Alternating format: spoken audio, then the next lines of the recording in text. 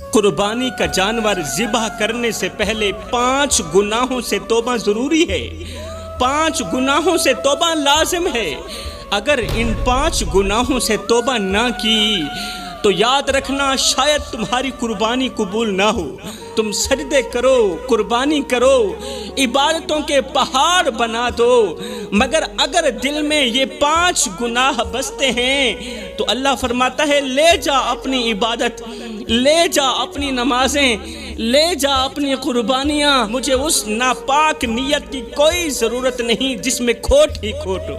اب بات کرتے ہیں کہ آخر وہ کون سے بد نصیب لوگ ہیں جن کے لیے جانور ذبح کرنے سے پہلے توبہ کرنا ضروری ہے۔ فرمایا نمبر 1 وہ شخص جو زنا میں مبتلا ہو جائے، جو زنا میں مبتلا رہتا ہے، جو بے حیائی میں مبتلا رہتا ہے اور توبہ بھی نہیں کرتا۔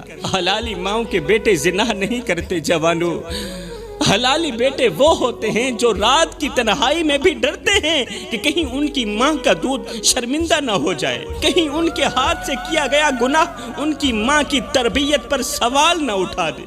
میرے رسول کریم صلی اللہ علیہ وآلہ وسلم نے فرمایا جب بندہ زنا کرتا ہے تو اس وقت وہ مومن نہیں رہتا، زنا کی حالت میں وہ مومن نہیں رہتا۔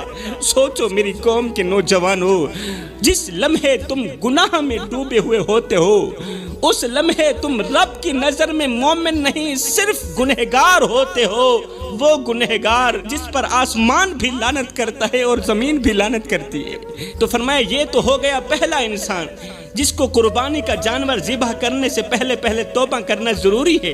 اب بات کرتے ہیں دوسرے انسان کی جو جانور ذبح کرنے سے پہلے توبہ ضرور کرے ورنہ اس کی قربانی قبول نہیں ہوگی۔